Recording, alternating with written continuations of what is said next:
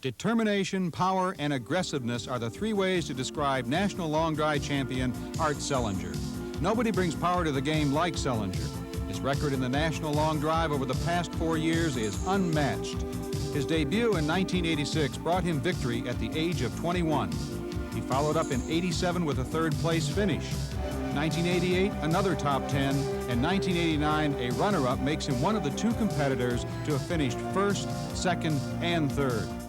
The average PGA Tour player hits a drive 260 yards. Art has averaged over 325 yards in competition over his 4-year career.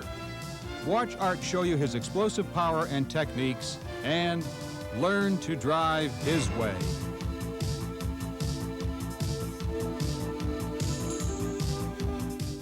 Hello, my name is Art Sellinger. In the next 30 minutes, I will share with you my secrets and techniques to increasing your distance off the tee.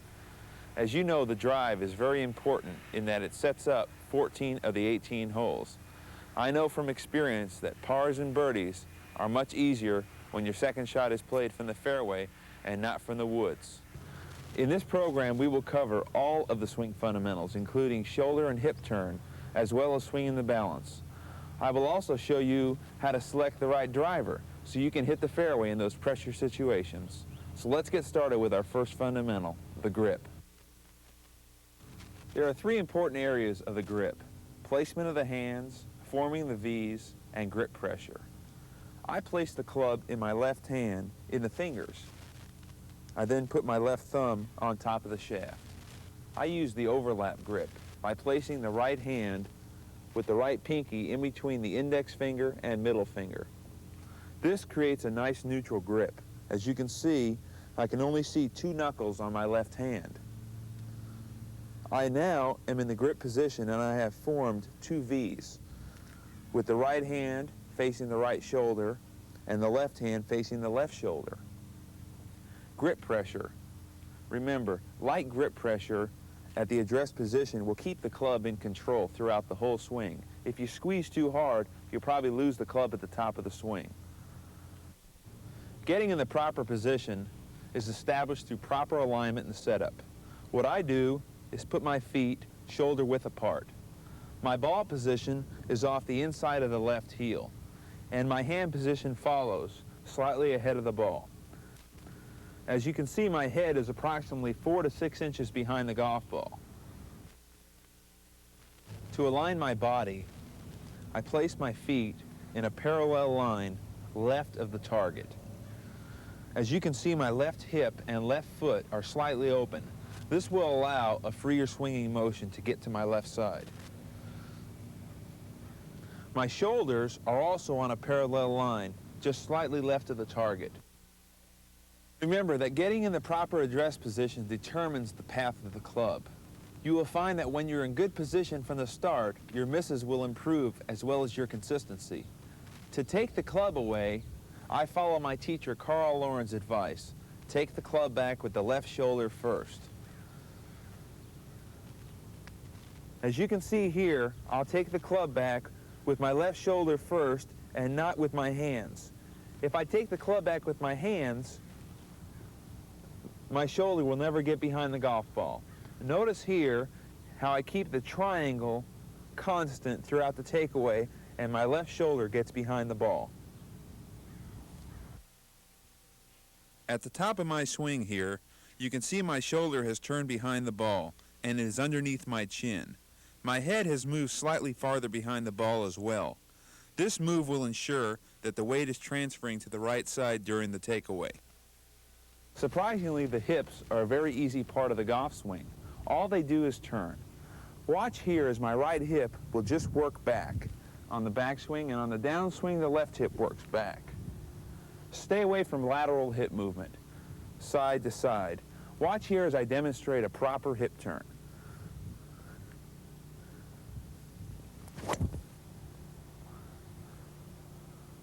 Let's take a look at that swing from behind. And now again in slow motion, and just watch the hips turn here. Here comes the transition, left leg plants, the hips turn back to the left. The legs are the foundation of the golf swing. During the backswing, it is very important to keep the weight inside the right leg and turn around that leg as a post. Never let that leg break down and have the weight get outside of it. And during the downswing, the left leg is your hitting post. You hit against that left side and turn right through the shot. Now watch here as my right knee is going to drive down the target line.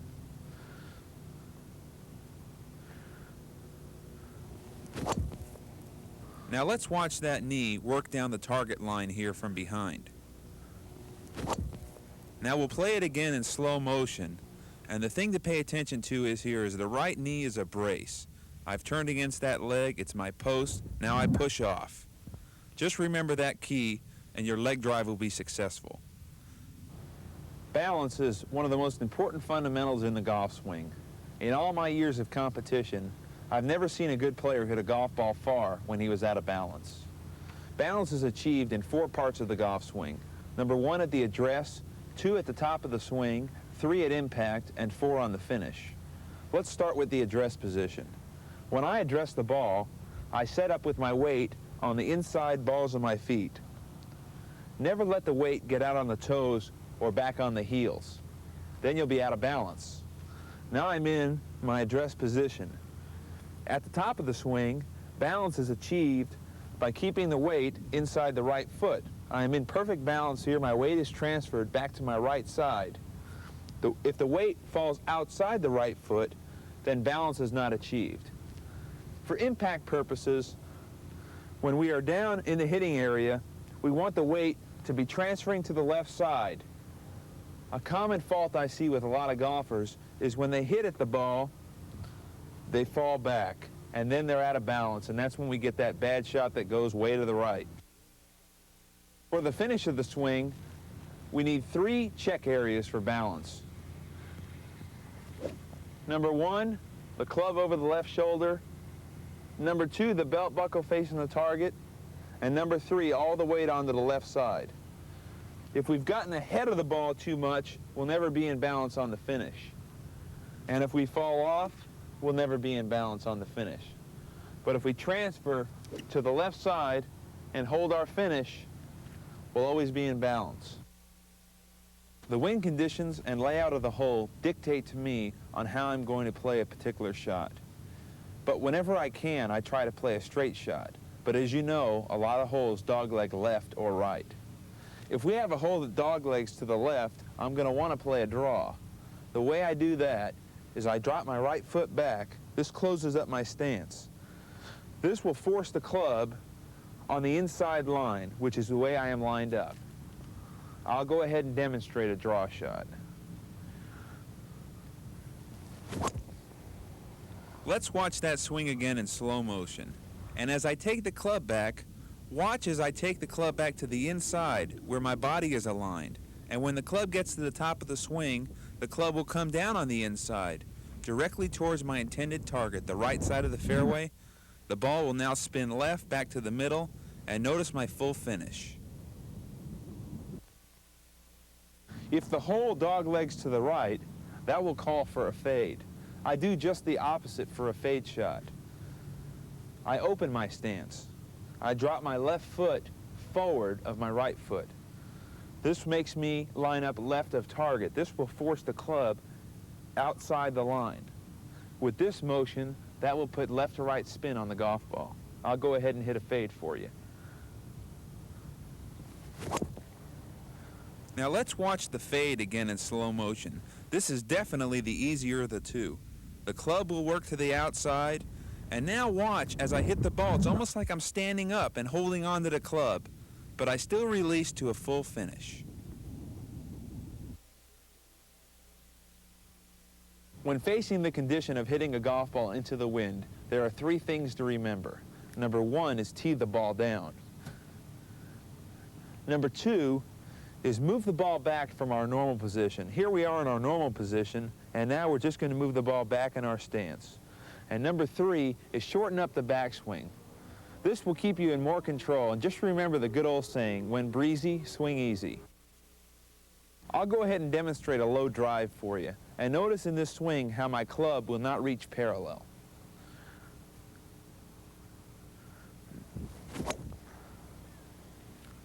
Now let's take another look at that swing. Now again in slow motion. It almost looks as if I'm punching the ball. But remember, this swing is based on control. The club is still released. There is no need to guide or steer the shot. Always follow through. When facing the condition of being downwind, this is when I always see my amateur partners try to let one rip. On the contrary, you should just try to keep it smooth. You just make two changes in your swing. You tee the ball up higher, and you play the ball just slightly forward. All you want to do is sweep right up through the ball and make solid contact, and those shots will go a lot longer than you think. I'll go ahead and hit one for you. Let's see that high finish again from behind.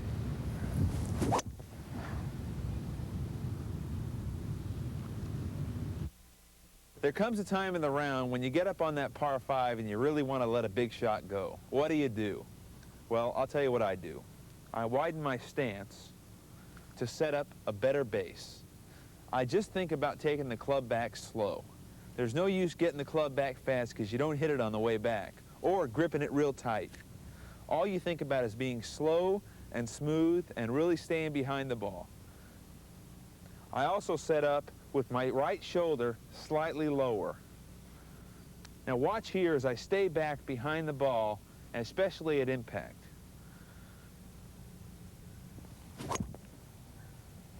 Let's see that swing again in slow motion. And watch as I'm about to hit the ball at impact. We'll go ahead and stop the club for you. Look how far behind the ball my head is right there. And then again, a big finish to a nice high follow-through. With all the equipment in today's market, it is quite a chore to pick a driver that can be right for you. My particular driver is 44 inches long, 7 degrees in loft, with a titanium extra stiff shaft. That driver, for the average player, wouldn't help at all. He would probably hit it low and way right. When picking a shaft, you should consider 3 points: the stiffness of the shaft, the flex point of the shaft, and the weight of the shaft. This particular shaft is a titanium shaft, and it is a very lightweight shaft. The kick point in my golf shaft is up higher. This forces the golf ball flight to be low. For the average player, it would be best to have a lower kick shaft. When picking a club head, you have metal to choose from, wood, even fiberglass, and now graphite. I use the metal head. The advantage of a metal head is that it is perimeter weighted. Therefore, if I hit a shot on the toe or on the heel, the ball will still go fairly straight. It also has a lower center of gravity, which will help the golf ball get in the air a lot easier. The weight of the driver is broken up into 2 parts: swing weight and overall weight. The swing weight is the weight of the head going through the golf ball. The overall weight is the actual weight of the driver. If you can get a driver to weigh about 13 ounces, you've done pretty good. Now, my driver weighs about 12.8 ounces, but the swing weight is at about D7 or 8. Now, that'll seem high, but just remember, the weight of a swing weight is only the weight of a paper dollar bill. The biggest determining factor in the length of your tee shot is club head speed. The average amateur swings the club between 80 and 90 miles per hour, with the average tour professional approximately about 105 miles an hour. That translates to about a 250-yard carry. I have been clocked as high as 152 miles an hour, but average around 135 or 40. I have the Swingmaker PowerTrack XD here. I use this unit to monitor my club head speed. Let's see what I can get it up to today.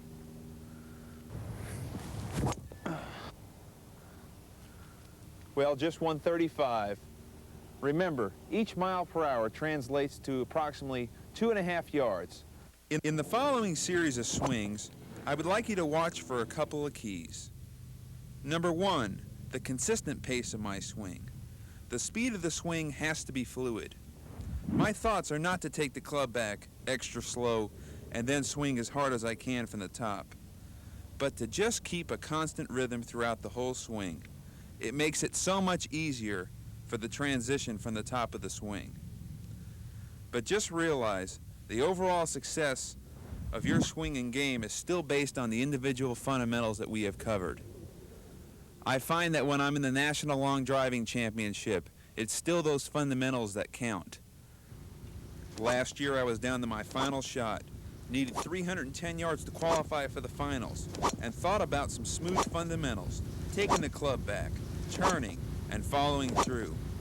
And I caught one and hit it 320 yards. I ended up finishing second, but it was still one of the most exciting shots of my career. I promise you there are no shortcuts or special tricks to hitting the ball 300 yards straight down the middle. It seems when I'm having problems off the tee, it's usually a small problem, such as shoulder alignment or not turning the hips to the target. That may seem like a small problem, but take my word for it. Under the pressure situations, these swing faults can magnify, and that's when the fairway is hard to find. I'm confident that if you follow this program, you will maximize your distance for your body type. I'm not promising you those 300 yards straight down the middle or a national long driving title. But an extra 10, 20, maybe 30 yards will definitely have your partners' heads turning. Best of luck with this program, and I'll leave you with some exciting swings.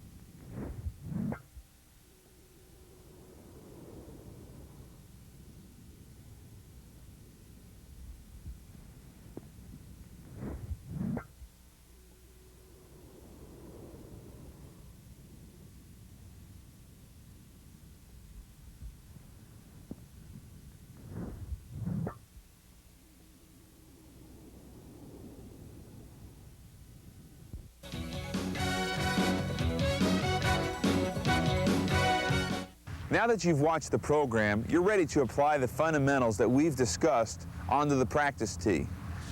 The practice tee is where the golf swing is built. It's where muscle memory takes place. And how I start off every practice session is with my sand wedge. First, by just getting loosened up. All you want to do is build good motion for the day. Just some short, easy swings.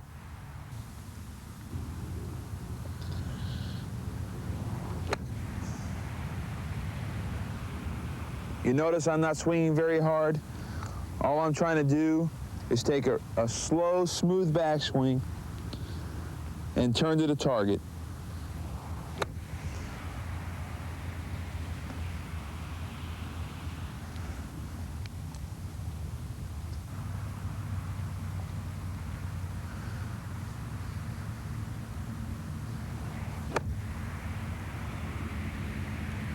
Now that we're already loosened up, we're going to go ahead and get the 9-iron.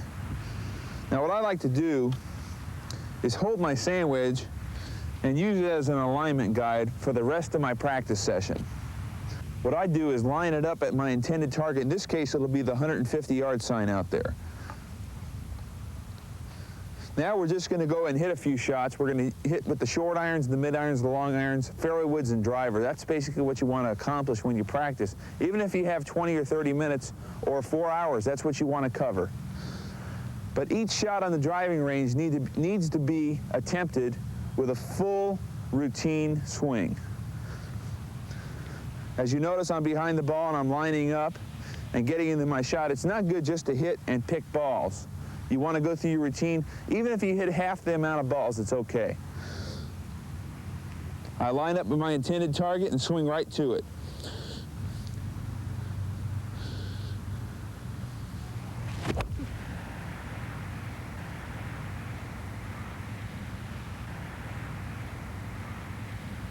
Working on the balance, getting to the left side, turning. These are all the things we've covered. All I'm trying to do is practice them so that they're memorized. Again, the basis of this is to pretend I'm on the golf course. That's what the practice tee is all about.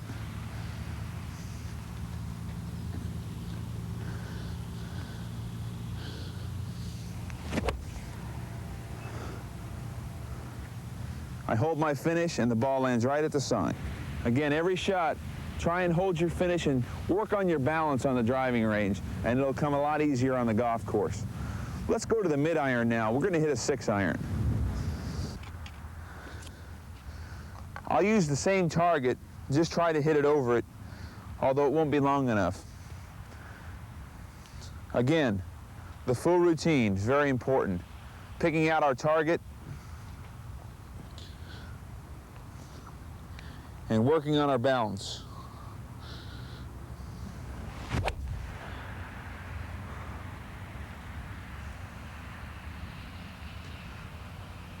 When I'm practicing, what I like to do is even hold my finish for about 3 seconds just to show that I'm in balance, and that's really helps me when I'm on the golf course. One more mid-iron.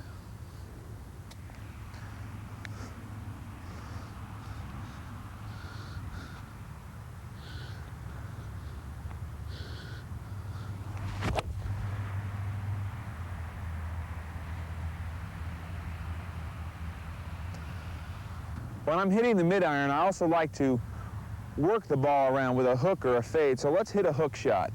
Always good to practice a hook and a fade, because when you're on the golf course, you're not necessarily going to have straight shots every single time. So this shot, I'm going to hit a hook. Still use the same target, align my body right of target, but the club face at the intended target, and just hit a hook.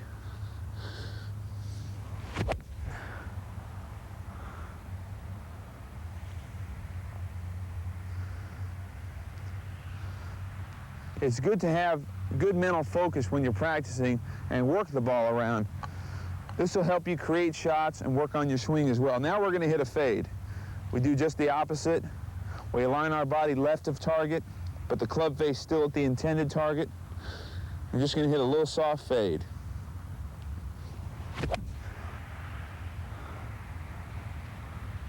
Right at the intended target.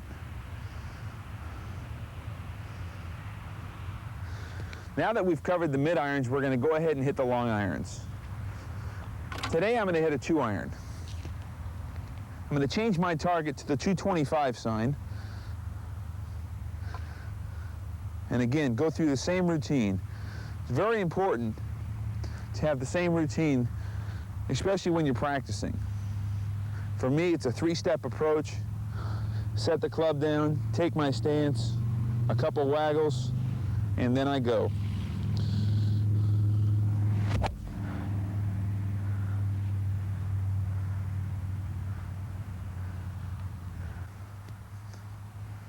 Another good thing to work on while you're practicing is work on what went wrong the day before if you played golf. Like if you were having bad problems slicing the ball or hooking the ball, try and work it the opposite way, and that'll get that muscle memory out. Let's hit one more long iron.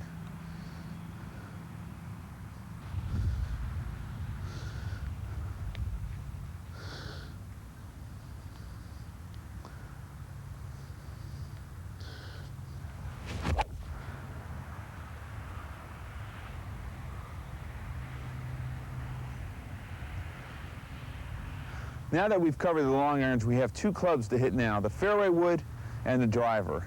Now we're going to hit the fairway wood, and what I'd like to concentrate on today is really staying down and staying behind the ball on the fairway wood, therefore to help the ball get in the air.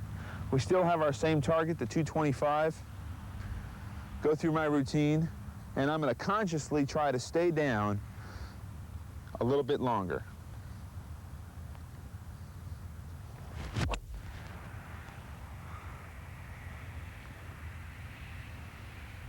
Had good flight on that ball, and that came from staying down. Let's hit a couple more, and then we're going to go to the driver.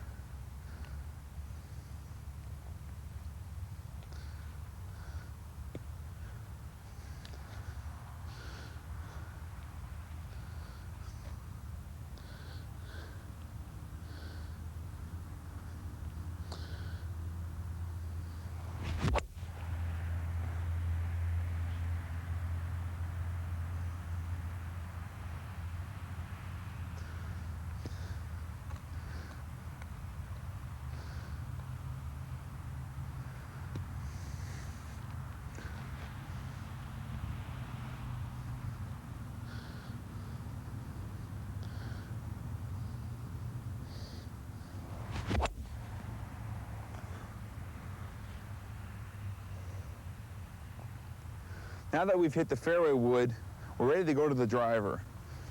It's basically the same swing, except in the driver, all we're going to do is just try to hit right through the ball. That's what we're going to try and do.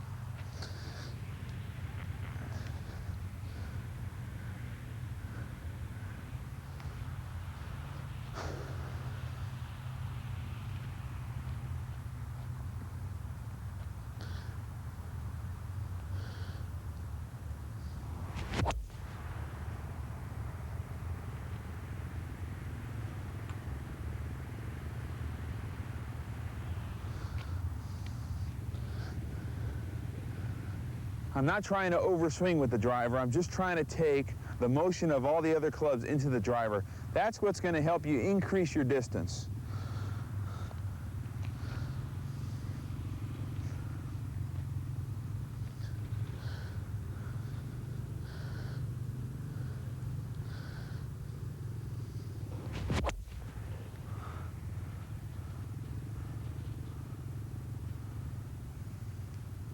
You notice on my driver, I'm really working on my balance today. Just trying to hold my finish to my left side and watch the shot until it lands. Let's hit one more.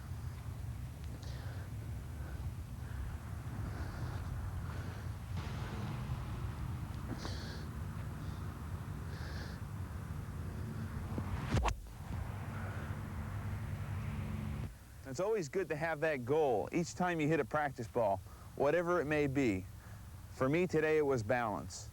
Anyway, I hope this program has helped you in your golf swing, and definitely it will increase your distance. But just remember, when you're practicing, quality rather than quantity.